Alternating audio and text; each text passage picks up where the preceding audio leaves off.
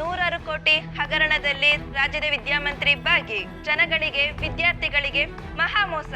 ಶಾಲೆಗಳ ಕಟ್ಟಡದ ಹಣ ದುರ್ಬಳಕೆ. ಕೋಟಿ ಕೋಟಿ ದುಡ್ಡು ತಿಂದಿರುವ ರಾಜ್ಯದ ವಿದ್ಯಾಮಂತ್ರಿ ವೀರೇಂದ್ರ ಸರ್ ದೇಸಾಯಿ.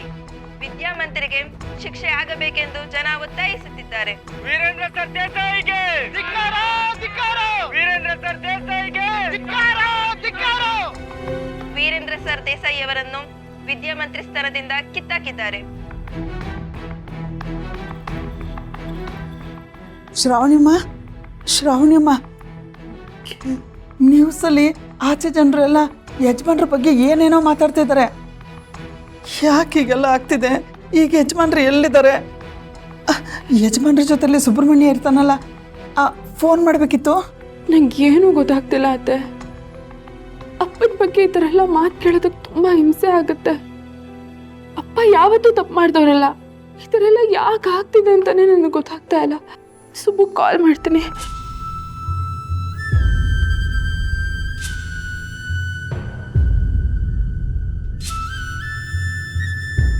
ಏನಾಯ್ತು ಶ್ರಾವಣಿಯಮ್ಮ?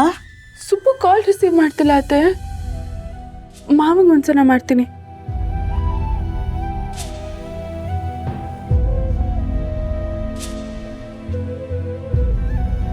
ಯಾಕೆ ಶ್ರಾವಣಿಯಮ್ಮ, ಅವರು ಫೋನ್ ಎತ್ತುತ್ತಾ ಇಲ್ವಾ?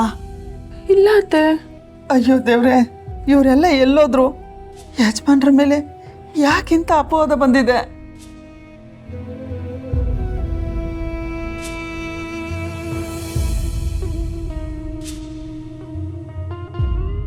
ಹೆದರಬೇಡಿ ಶ್ರಾವಣಿಯಮ್ಮ. ಗುಡುಗು ಮಿಂಚು ಸಿಡ್ಲು ಬರ್ತಿದೆ ಅಂತ ಹೆದರ್ಕೊಳ್ಳೋಂಥ ಅವಶ್ಯಕತೆ ಇಲ್ಲ. ಗುಡುಗು ಮಿಂಚು ಬಂದಮೇಲೆ ಹಿಂದೆನೇ ತಂಪಾದ ಮಳೆನೂ ಬರುತ್ತೆ. ಈ ಭೂಮಿ ಮೇಲೆ ಕೆಟ್ಟವ್ರನ್ನ ಬೈಯೋದಕ್ಕಿಂತ ಒಳ್ಳೆಯವ್ರನ್ನ ಬೈಯೋ ಜನನೇ ಜಾಸ್ತಿ. ಹಾಗಂತ ಒಳ್ಳೆತನ ಸೋಲುತ್ತೆ ಅಂತ ಅನ್ಕೋಬೇಡಿ. ಕೆಟ್ಟತನದಲ್ಲಿ ಮೆರೆಯೋರು ಹಂಗೆ ಮರೆಯಾಗಿ ಹೋಗ್ತಾರೆ. ಒಳ್ಳೆತನದಲ್ಲಿರೋರು ಒಂದಲ್ಲ ಒಂದಿನ ಗೆದ್ದೆ ಗೆಲ್ತಾರೆ. ಯಜಮಾನ್ರನ್ನ ಅವ್ರ ಒಳ್ಳೆತನನೇ ಕಾಪಾಡುತ್ತೆ. ನೀವು ಧೈರ್ಯವಾಗಿರಿ.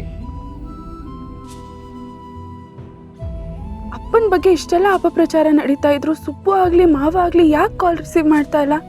ಮನ್ಸಿಗೊಂಥರ ಸಂಕಟ ಆಗ್ತಿದೆ. ಅಪ್ಪಂಗೆ ಏನಾದರೂ ತೊಂದರೆ ಆಗಿರ್ಬೋದಾ?